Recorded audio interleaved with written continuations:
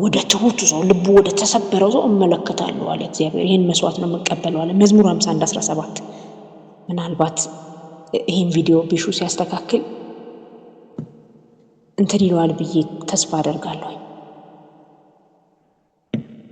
መዝሙር 127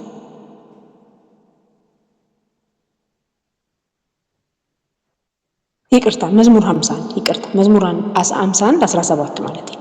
እንደዚህ ይላል፣ የእግዚአብሔር መስዋዕት የተሰበረ መንፈስ ነው፣ የተሰበረውንና የተዋረደውንም ልብ እግዚአብሔር አይንቅም። መልካም መሬት አይደላችሁ? በቃ በፊቱ ነገር በንቅ ጌታ ሆይ ልባችሁን ስበሩ፣ ራሳችሁን በፊቱ አዋርዱ። እግዚአብሔር መልካም መሬት አድርጎ እንዲቀይረን በፊቱ ራሳችንን እናዋርድ። የተሰበረ ልብ ይዘን እንቅረብ። እግዚአብሔር አይንቅም። ሁለተኛ ያዕቆብ 1:22 አብረን ቃሉን ከመስማት አልፈን ወደ መታዘዝ የሚባል ስቴጅ እንሂድ። ራሳችንን እንስበር፣ እናሳየው ያለንበትን ሁኔታ። ጌታ ሆይ እኔ ማለት ይሄ ነኝ ያውቀዋል እኮ ግን ግድ ነው እንድንናዘዝ ስለሚፈልግ ነው። ኃጢአቱን የሚናዘዝ ሰው ይለማል፣ ያኛው ግን አይለማም ካለ ተናዘዙት እያለ እያበረታታን እኮ ነው እንድንለው ይፈልጋል።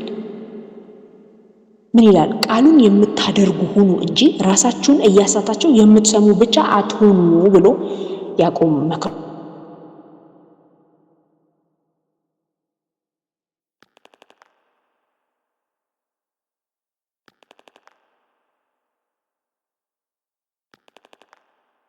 ሮሜ 5:3-4 ያለውን ክፍል ነበር። ጽናትን ተማሩ። በቃ ጽናትን ተማሩ። ባንዴ የሚሆን አይደለም። ይሄ የዚህ መሬት ጉዳይ ባንዴ የሚሆን አይደለም። እንደዚህ ይላል። ይህም ብቻ አይደለም፣ ነገር ግን መከራ ትዕግስትን እንዲያደርግ፣ ትዕግስትም ፈተናን፣ ፈተናም ተስፋን እንዲያደርግ እያወቅን በመከራችን ደግሞ እንመካለን። አይደለም ይላል፣ እንመካለን። ስለዚህ መጽናትን እንማር። ፕሮሰስ ነው።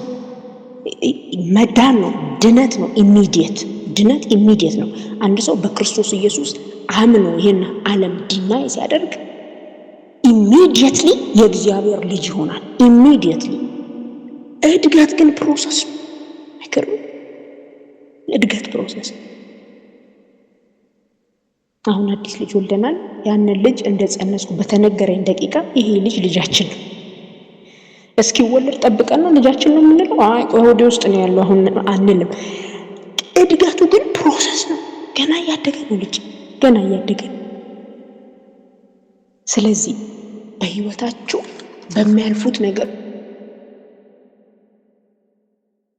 ተስፋ አትቁረጡ። ከህግ ነው ልትወድቁ ትችላላችሁ። እየተነሳችሁ ሞክሩት ለትወድቁ። ዛሬ አንድ ቨርስ ማንበብ የመጽሐፍ ቅዱስ ቃል ምጥ ሊሆንባችሁ እያማጣችሁ አንብቡት። እያማጣችሁ ነገ 2 3 4 5 በጣም በህይወቴ ቅድምም ለውዴ እያልኩት ነበር፣ ለሳሟን እያልኩ ነበር። በህይወቴ ተደጋጋሚ የመጣልኝ ትንቢት የእግዚአብሔርን ቃል አንብቢ የሚል አገልጋይ ሁሉ እየመጣ ሲለኝ ነበር።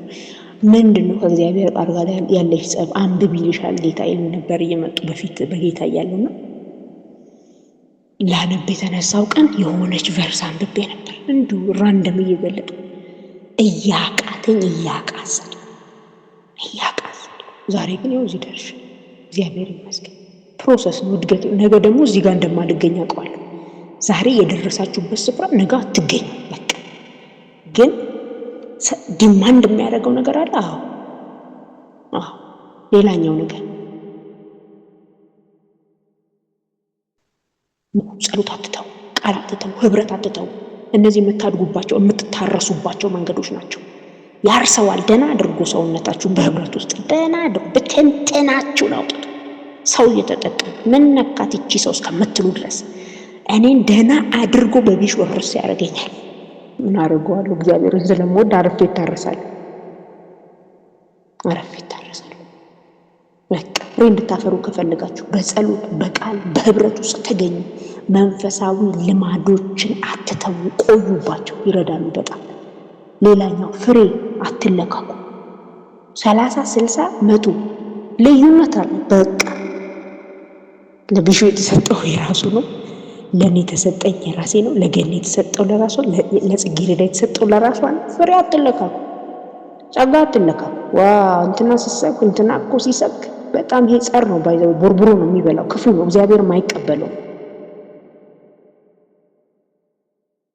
በቃ ነው ዘር ለምድ ይሄ 30-60 መቶ ብሎ ሲያስቀምጥ ልዩነት አለ። አይገርምም? የሚያፈራው ሰው ላይ እኮ ነው ይሄ ቁጥር የተገኘው። ልዩነት አለ ግን ያፈራል። ኢየሱስ ያድናል።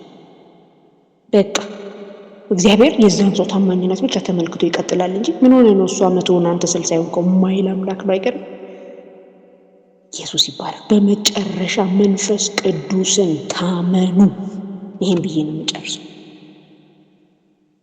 ፍሬ የሚያፈራ መሬትን መልካም የሚያደርገው መንፈስ ቅዱስ ነው። እሱ ነው አይደል? የመንፈስን ፍሬ ብሎ ገላትያ ላይ የሚጠቅሳቸው አሉ አይደል? ስሙ ራሱ የመንፈስ ፍሬ ነው። የመቅደስ ፍሬ እንኳን አልሆነ። ራሴ ፍሬ የማፈራበት ምንም ምክንያትም አቅምም የለኝም። ነገርየው ራሱ የመንፈስ ቅዱስ ፍሬ ባለቤቱ ማን ነው አለ? መንፈስ ቅዱስ ነው አለ። ስለዚህ መንፈስ ቅዱስን ታመኑት። በቃ አልችልም እኔ አንተ ነህ በእኔ ውስጥ የምትሰራው። ይሄንን ደካማ ሰውነት አንተ ከመረጥክ ይኸው አፍራበት። እንደፈለክ አርሰህ፣ እንደፈለክ አጠጥተኝ፣ እንደፈለክ ረግጠኝ፣ ብቻ አንተ ፍሬ አውጣ በሉት። ብቻ አንተ ይማች። የመንፈስ ፍሬ የተባለው ያ ገላትያ ላይ የተጠቀሰው ነገር ሁሉ በእናንተ ህይወት እስኪታይ ድረስ ለእርሻ ስጡ ራሳችሁ፣ ለመረገጥ ስጡ ራሳችሁ፣ ለመቀየር ስጡት ራሳችሁ። መንፈስ ቅዱስ ይሰራል። በጣም አይቼዋለሁ በህይወቴ ጭፍን በነበርኩባቸው ጊዜያቶች። በህይወቴ መንፈስ ቅዱስ በቃ ይኸው እኔ ምንም አልችልም፣ እኔ ማለት ይሄ ነኝ፣ አንተ ግን ይሄን ሰውነት ለመኖር ከፈቀድክበት ትችላለህ ያልኩት ጊዜ ላይ ኢየሱስ የሰራውን ስራ አውቃለሁ፣ በህይወቴ አውቃለሁ። ሲያነሳው እንዴት እንዳነሳው ሳላቅ ሲያነሳው አይቻልም። በዚያ ፋንታ ሲተካ አይቻልም። የስጋ ስራ ከኔ ውስጥ ተነቅሎ የመንፈስ ፍሬ ሲተከል አይቻልም። አይቼዋለሁ፣ አውቃለሁ።